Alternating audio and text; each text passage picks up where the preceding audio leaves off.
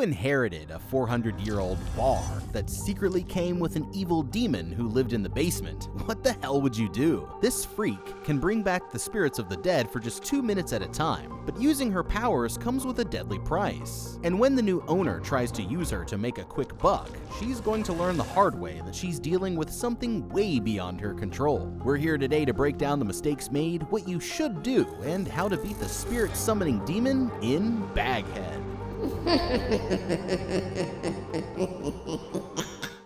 This pub is hiding a dark secret, but tonight everything is going to change. It's late one night at a creepy old hole-in-the-wall called the Queen's Head Pub. The owner, an old man named Owen, hears 3 loud bangs coming from the door downstairs and opens it to find a desperate-looking man glaring back at him. He says that he wants to see a woman, and instead of acting surprised, the old man simply tells him that he needs to go home. The man tries again, this time offering him an envelope full of cash, but Owen refuses to hear him out and reluctantly leaves, seeming frustrated. As for Owen, he's decided that he has other plans for tonight, but they aren't going to work out the way that he hopes. The man grabs a camera and records a warning for whoever ends up owning the place next, saying that if they're watching this, then it's already way too late. He explains that there's a strange creature living behind the wall down in the pub's basement, and that it's somehow bound to the property by a curse. Whoever signs the deed then becomes her guardian and must continue to keep her trapped in the basement at all costs. But Owen here has finally had enough, and he's decided to take matters into his own hands. Owen straps the creature to a chair and pours flammable liquid all over the floor. But suddenly, the lights go out, leaving him in the darkness. Taking out his lighter, he sees that the creature has somehow gotten loose and drops it into the puddle below them, engulfing the entire basement in flames. The man tries to run for safety, but he only makes it as far as the top of the stairs before he can't go on. Okay, I guess it's safe to say that didn't go as planned. It looks like Owen here has finally met his match, but he ran into a bit of trouble when he tried to turn up the heat. And in the end, whether you're playing with fire or battling basement-dwelling demons, the outcome is always the same. You're gonna get burned. It's clearly too late for the old man, so the question to ask now is, what the hell even was that thing? Since we don't have much information about the creature yet, if we're going to figure out what we're dealing with here, then we need to start by putting together a picture of the behaviors and abilities that we've seen from it so far. We know from Owen's warning that the creature lives in the pub's basement, or to put things more accurately, that it's imprisoned down there, as it doesn't seem to be able to leave the place of its own free will. If it's somehow trapped within the property, which binds it to whoever's name is signed on the building's deed, and once they've taken ownership, it becomes their job to make sure that the creature is never allowed to escape. We've seen that it has the power to manipulate physical objects in the room, such as when it burst the basement's light bulb during Owen's attempt to kill it. But it's important to point out that the creature doesn't seem to be able to hurt or attack the owner directly. It could touch Owen, but it was only able to take him out by tricking him into dropping the lighter. This means that the creature must rely on mind games and trickery to put its victims into a position where they end up doing the dirty work for it. So we're going to need to watch out for that during our next encounter. The final piece of evidence comes from Owen's warning, where he mentioned one very important word. He said that the whole situation ties back to some sort of curse. That's going to significantly affect our options for how to respond here. A true curse is most commonly placed on the victim by another person, usually someone with experience in harmful magic and witchcraft, and is used as a way to get revenge for some wrongdoing that had been done to them in the past. Putting all of this together, we can guess that the creature must be some kind of evil spirit. We still can't be sure exactly what the details are behind what happened here, but having an idea of where the creature came from can help point us in the right direction for how we're going to defeat it. If we want to get rid of the creature, then one way to do that would be to figure out how to lift the curse. I'd start by doing some research as far as I could back into the pub's history, because there must have been some horrible deed committed there at some point that created enough evil energy for the demonic spirit to appear in the first place. Once we know what happened, we can try to find a way to set things right for the victim, and hopefully put their vengeful spirit to rest and lift the curse. Otherwise, we can try taking the confrontational approach. or finding and destroying the source of the curse, which could be connected to a cursed object hidden somewhere on the property. And of course, bringing in some backup from a professional like a priest. As for Owen's plan, burning the whole place down probably would have worked. The only problem was that he dropped the ball in the execution. He needed to get it done without giving the spirit a chance to stop him. It's a little too late for that now, though, and the worst part is that his mistakes here are going to directly lead to the next victim being someone much closer to him than he would have ever imagined. Sometime later, we meet up with Owen's daughter, Iris, who's just been evicted and has no job or place to stay. Her friend, Katie, offers for Iris to crash at her place while she gets back on her feet, but just then, she gets the phone call saying that her father has passed away and has to travel to Berlin so that she can go over his will. While at the hospital identifying his body, she runs into a strange old man who says that he's a lawyer in charge of looking after her father's finances. He mentions getting everything settled for her once they've sold the pub, and confused, Iris says that she never even knew about it. The man leads Iris over to her father's old place, and while she's having a look around inside, he explains that the building has been there for more than 400 years. According to him, her father was in so much debt that they won't be able to make any money on the sale. But lucky for her, he says that he works with a group of investors and that he'll be able to help her get rid of it if she's willing to sign it over. Only half listening, Iris asks to see the apartment area up on the second floor, where she notices that her father had been packing his things despite there being no signs that he was planning to move. No matter how much the man tries to warn her against it, Iris decides that she wants to think things over before signing away the property. And with nowhere else to go, she says that she's going to spend the night there at the pub, but that was her biggest mistake. After kicking the man out, Iris calls up her friend Katie, who decides that she's going to come spend a few days with Iris while she gets everything settled, promising that she'll be there on the next afternoon. That night, while Iris is struggling to get some sleep, she's suddenly startled awake when a loud kitchen timer goes off down on the first floor. She creeps down the stairs and takes a look around, eventually coming to the hallway where there's a door leading down into the basement. Just then, a shadow passes behind Iris on the far side of the room, and when she turns to check it out, she finds the same man who is looking for help from her father standing there in the darkness. The man calmly introduces himself as Neil, and that's when he pulls another envelope full of cash out of his pocket, offering Iris the money if she'll let him see the woman that she's keeping down in her basement, who he also claims is somehow his wife. Understandably confused, Iris responds that she doesn't know what the hell this guy is talking about, but the man keeps pressuring her, offering her even more cash if she'll hear him out. Whatever's going on here, Iris decides that it's too good of an opportunity for her to pass up, but she can't get into the basement without the key, so after taking the cash, she kicks this guy out and tells him to come back tomorrow, never realizing that she's about to make the worst decision of her life.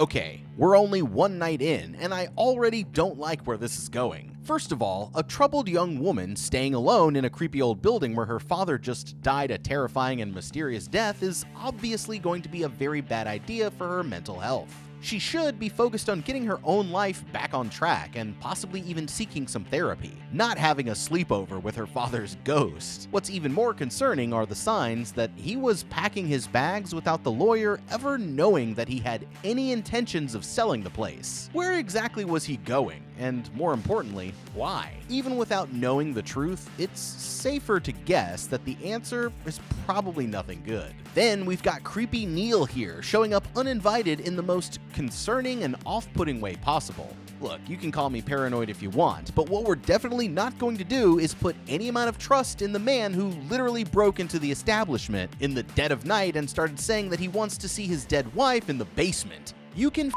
all the way off with that one, pal. Instead, we need to report this situation to the police immediately and let them make sure that there isn't some kind of rat lady living in the walls downstairs, which, as it turns out later, there absolutely is. If I were Iris, I'd use some of that money to get a nice hotel room for the night and let the police handle Neil and his crazy antics while I relaxed in a hot tub or kicked back with some room service. As soon as it got late, we immediately started hearing things go bump in the night and strange noises coming from behind the walls. It might seem like a small detail, but that kitchen timer only goes for 1 hour, and she's been the only person in the pub for longer than that, which begs the question, who or what could have set it off? These are all of Iris's first signs that she's dealing with some kind of spirit. And if you don't know what you're doing when it comes to this kind of stuff, then once the paranormal activity starts, you need to be very careful about what you decide to do next. Now,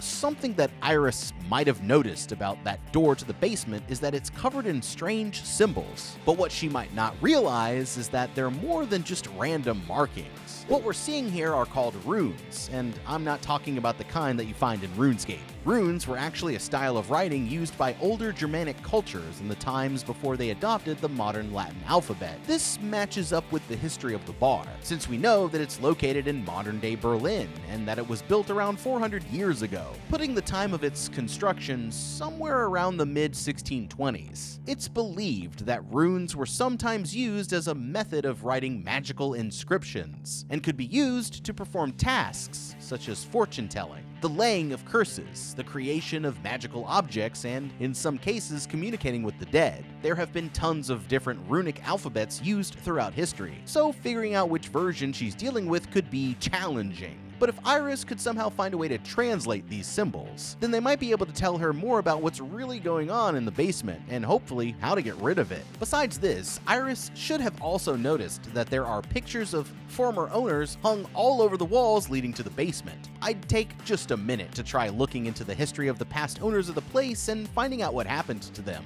If it turns out that they all died suspiciously like her father, then that's a clear sign that there might be a little bit more going on here than Iris can handle. That lawyer seemed pretty knowledgeable about the place too, so I'd suggest telling him about this weird encounter with Neil and asking him more about this supposed woman in the basement and the strange symbols all over the door, since he seems to know a lot about the pub's history. Whatever Iris does do, she needs to be careful, and it's a good thing that her friend is coming to stay with her, because things are about to seriously get weird. The next morning, Iris visits the old man at his office and tells him that she wants to keep the pub. He seems a bit hesitant about it, but clearly Iris isn't changing her mind. So he takes out a weird-looking pen and has her sign her name at the bottom of the deed, officially making her the building's new owner. Before she leaves, he remembers that her father had also recorded a tape explaining that it's some kind of instructions and giving it to Iris for her to watch later. Back at the pub, it isn't long before Katie shows up, and she's surprised to hear that Iris has already chosen to take over ownership. When she learns about her father's plans with Neil and the basement dweller, Katie immediately realizes that this is a bad idea, but Iris refuses to listen to her advice, seeing it as a chance to potentially make tons of money off suckers who will pay her just to scare themselves down in the basement. Speaking of suckers, Neil here arrives right on schedule, and with Iris leading the way, the three of them head down into the basement. Downstairs, they find what looks like some kind of messed up dungeon, with two chairs set facing each other at the center of the room, and a large dark hole in the wall on the opposite side. While the girls watch from a safe distance, Neil cautiously approaches the hole and begins calling for someone, or something, to come out. At first, it looks like nothing's happening, and Iris starts to think that it's all a joke, until suddenly, a demonic hand reaches out from the darkness, and a pale, decaying ghoul with a bag over its head shuffles out into view. Katie wisely suggests that it might be time to go, but Iris only stands there in stunned disbelief. And instead of acknowledging Neil, the creature starts walking straight past him as it goes directly for her. At the last moment, Iris shouts at the creature to stay back, and to her surprise, it immediately stops in its tracks. They quickly realize that the creature has to follow her instructions now that she's the owner of the pub. So Iris orders it to sit down in the larger of the two chairs, with Neil taking his place in the seat across from it. Reaching into his pocket, he pulls out a wedding ring and places it onto the creature's hand, saying that he wants it to contact his wife. All of a sudden, the creature lifts up the lower half of its bag and puts the ring into its mouth. And Neil remembers to secure the straps around its arms, admitting that he's never actually done this before. As soon as he does, the creature starts to contort its body as it transforms into one of Neil's dead loved ones. But it's not the person who he was expecting. Lifting the bag off of its head, he's shocked to see his mother looking back at him, and Neil starts completely freaking out. Unable to process what he's seeing, he confesses that he's furious at her for the way that she died, since he grew up blaming himself for what happened. But that's when the woman jolts up in her seat like something has taken over her body and starts tormenting Neil, saying that she never really loved him. Leaning forward, she tells Neil to give her a kiss, extending her neck out towards him like a rock'em sock'em robot. But when he turns around, they see that the woman has disappeared. Suddenly, the woman lunges at him from out of the darkness, tackling Neil to the floor and vomiting slime all over his face. Iris rushes in to put the bag over her head, and after watching it spit up the wedding ring, she orders it to go back into the wall, running upstairs and locking the door behind them as soon as it does. Okay, and weird that was, but on the bright side, at least we have a hard proof that there is a horrifying living creature behind the walls down in the basement. I can't say that this would make me feel any better about staying there, but it's always a good thing to know what you're up against. And now, Iris can start to work out a plan for what to do next. The creature's ability to shapeshift and act as a conduit for the dead, as well as it having apparently lived in the walls for centuries, indicates that it must be some kind of spirit, and based on how it was acting towards Neil, a demonic spirit in particular. This checks out because those same Germanic cultures who we mentioned earlier that lived in the area around the time that the bar was built did indeed believe in the existence of demonic spirits, and these were often related to encounters with witchcraft. This brings us to the creature's choice of headgear. During public trials, the victims who were accused of practicing witchcraft would sometimes be forced to wear a hood just like this one while their punishment was carried out. It's a small detail, but it could be the clue that this spirit is in some way related to the person who was killed for practicing witchcraft, which could then give Iris a helpful lead towards finding out how to properly put the spirit to rest and break the curse. The one thing that we have going for us right now is that we know that the creature must obey Iris's commands. For now, she should command it to never come out of the hole in the wall again unless she says a very specific phrase. As a matter of fact, why not try commanding the spirit to tell her how to get rid of it? It's definitely worth a try. She would just need to be careful because I'm sure that it might try to trick you into accidentally letting it escape. Iris can seek more information by watching her father's tape or by looking around through all of the junk there in the basement to see if she can turn up any promising leads. If she was paying attention back at the lawyer's office, then she might have noticed that the ring on his finger and the pen that she used to sign the deed both have similar runic inscriptions on them to the ones on the basement door. So again, I'd check in with that old creep to see if I could find out what he knows. And of course, it's never too late to just seal that hole in the basement up with bricks and forget about this thing ever happening. The truth is that Iris really should have listened to Katie here and never gone down into the basement to begin with. But now that the demon is literally out of the bag, they're about to run into all kinds of other problems. And they'll be lucky if any of them make it out alive.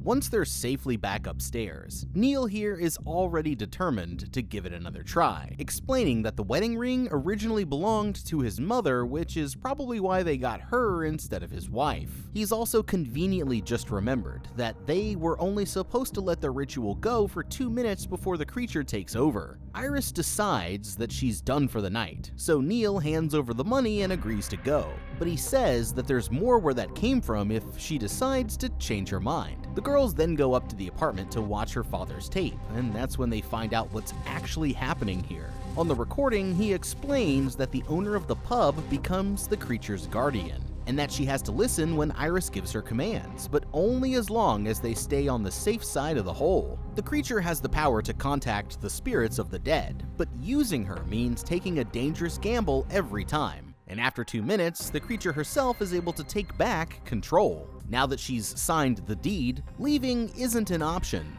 because the creature's curse will follow Iris wherever she goes. But most importantly of all, she can never allow it to escape from the basement. Iris is heartbroken after finding out the truth about what happened to her dad, but Katie still isn't sure what to believe. The only thing that she knows for sure is that it's time to get out of there, but as usual, Iris has a different plan. Since she's got no place else to go anyway, she thinks that she might be able to squeeze some more money out of Neil, now that they technically know the rules of the game. And against her better judgment, Katie reluctantly agrees to stay with Iris for a few more days. Still, she doesn't exactly feel safe with some kind of demon living in the basement. But that's when Iris remembers that the creature has to listen to her commands. So after painting a "Do Not Cross" sign on the basement stairs, she shouts into the hole that the creature is strictly forbidden from leaving the basement, which seems to do the trick for now.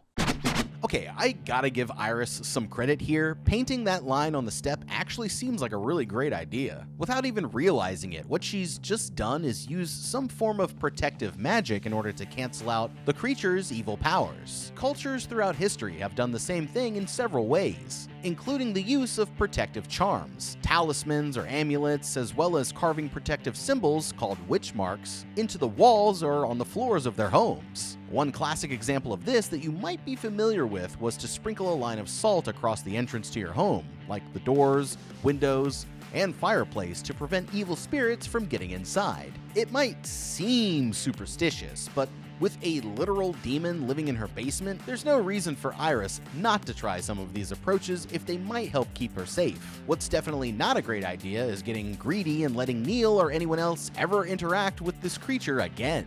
Honestly, I can't even believe that they're seriously discussing having another interaction with this spirit-summoning ghoul that lurks down in the tunnels. Like, that's the most horrifying shit ever, and they're reacting to it like it's not that big of a deal. There's only one way that this could end for them, and that's badly.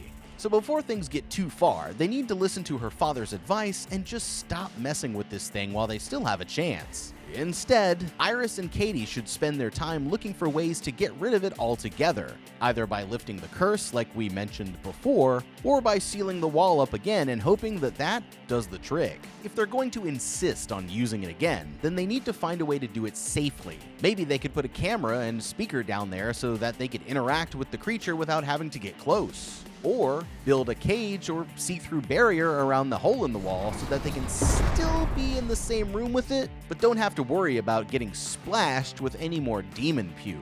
Since Neil here wants to talk to the creature so badly, I'd strongly consider just signing the place over to him and letting him deal with it. If it weren't for the fact that he's so dumb that he'd probably end up releasing the demon anyway. Iris might think that she has things under control, but soon, she's going to find out just how wrong that she really is. And just like her father said, by the time that she learns her lesson, it'll already be too late. The next day, Iris heads over to meet with Neil at his place, while Katie stays behind to watch the pub. Nervous, her friend rolls a keg in front of the basement door to keep it from opening, but as soon as she turns her back, a picture frame jumps off of the wall and shatters on the floor behind her. Checking it out, she sees that it's a photo of one of the pub's previous owners. And when she decides to search his name online, she comes across a news report explaining how the man had died under suspicious circumstances. As she closes her laptop, Katie briefly sees a vision of the man's ghost sitting at the bar across from her, and quickly grabs a cane to fight him off. Luckily, he's gone by the time that she turns around, but it's enough to give Katie here a hell of a shock. Meanwhile, Iris and Neil are busy enjoying a cup of tea, and he explains that he first learned about the creature from a man who he met at a group therapy session after his wife had passed away. He swears that all he wants is a chance for some closure, and after thinking it over, Iris agrees to let him try again later that night. Regrouping down in the basement, Iris, Katie, and Neil begin the ritual with a necklace that belonged to his wife, and when he takes off the bag, they see that this time it actually worked. Iris sets a timer for 2 minutes and watches as the shocked woman asks Neil where they are, reassuring her that it's okay. He asks her to tell him what she remembers from the moments before she died, and she says that she was driving in the rain when she unexpectedly passed out. Things begin to get tense as Neil starts to get more confrontational, until he reveals why he really wanted to bring his wife back. He wants to know if she was seeing another man. Time's up, but Neil refuses to let Iris put the bag over the creature's head, and before she can get past him, it slides the whole chair back to the other side of the room, blinding her with a vision of a car's headlights. Somehow the creature vanishes out of its chair, and Iris spots the woman hunched over in the corner. But when she goes to put the bag on her, the demon spins around, having transformed into a horrifying demon, pouncing on Iris and growling in her face before putting the bag on herself and disappearing back into the wall.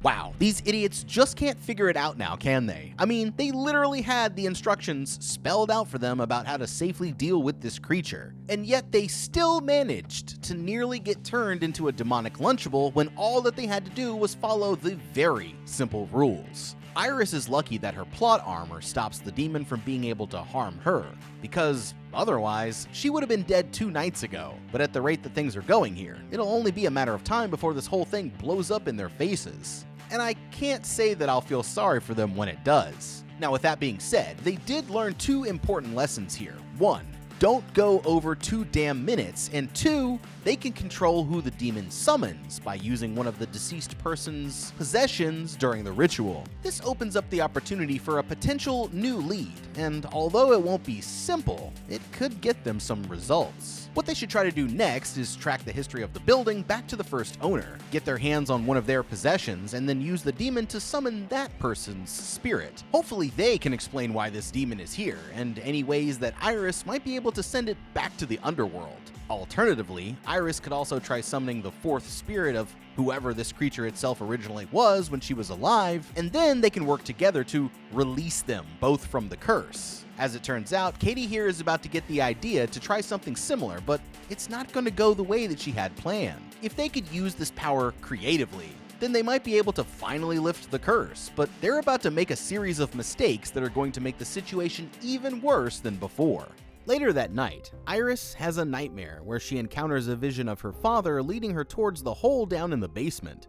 Realizing that it's actually the demon, Iris reaches forward and starts trying to choke it out. But as she does, the same thing starts happening to her, and she falls to the floor, pulling the creature's mask off to reveal her own face underneath. Iris wakes up back in her bed with the basement key pulled so tight that she's about to suffocate. The girl staggers to the bathroom before collapsing to the floor, and hearing the commotion, Katie rushes upstairs where she finds her friend on the brink of death, grabbing a pair of scissors and cutting the necklace just in time. In the morning, Iris leads Katie back to the lawyer's office, but is shocked to discover no trace of the man ever being there. Back at the pub, the girls get into a fight that ends with Katie storming out to her car, but before she can leave, the photo of the man falls on her passenger seat, giving her an idea for how she might be able to get to the bottom of this. On a hunch, the girl drives to the old man's house out in the countryside. The place is completely abandoned, and inside she finds a conspiracy board posted to the wall on the 2nd floor that seems to show his plan for trying to break the curse. Meanwhile, Iris goes down to the basement and starts the ritual once again, telling the creature that she wants to speak with her father. Realizing what's happened, Owen is furious to see that his plan did not work, and that somehow his daughter managed to wind up getting involved with the pub despite him trying everything that he could to keep her and his wife from ever falling into the trap. He warns Iris that the creature has probably already started working its way into her mind, and that there's no hope of ever controlling or getting rid of it as long as her name is on the deed, saying that the only safe choice is not to mess with the creature at all. Just then, the timer runs out and the demon begins to take over, but Owen manages to resist just long enough to say that he's sorry, before Iris is forced to put the bag over his head. Furious, Iris runs upstairs and tries to set the deed on fire, but is horrified when she sees that the paper won't burn,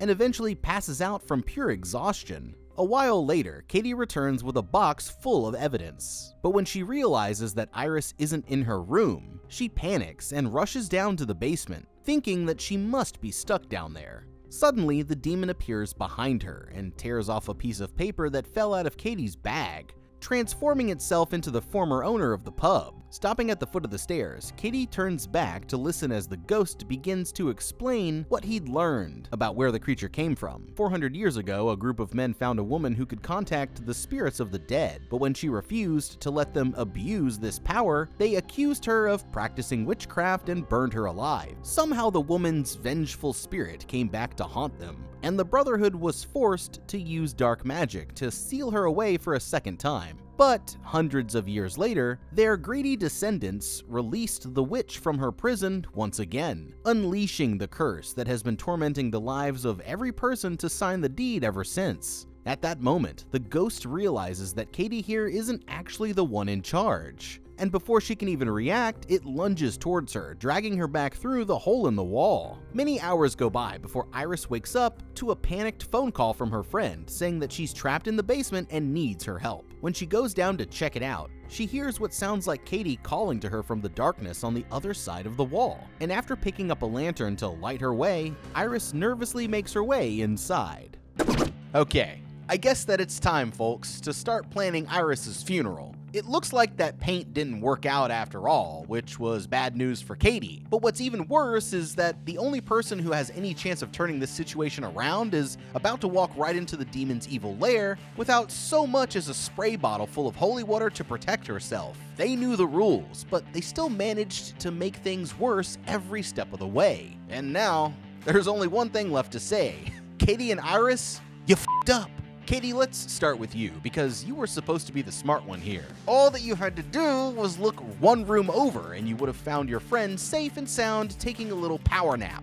Instead, you decided to go down into the basement where you knew that there was an actual demon that you had absolutely no control over, and then made a critical mistake of staying down there too long. That information that you just learned could have been the key to breaking this curse for good, but now, I guess that we'll never know. As for you, Iris, the one thing that you were definitely not supposed to do was set foot in those tunnels, but here we are. Katie also knew that, and as her friend, you should have known that she never would have called you in there for help. In fact, she would have specifically told you not to come after her, even if it meant putting her own life in danger, because that's just the kind of person she was. But now, you're about to walk right into a death trap. And the worst part is that you're the only one standing between this demon and the rest of the world. The rules were simple. All that you had to do was keep the rituals under 2 minutes and never go into that hole in the wall. The demon even had to obey your every command. It couldn't have been any easier, but somehow you two managed to play right into the demon's hands at every turn.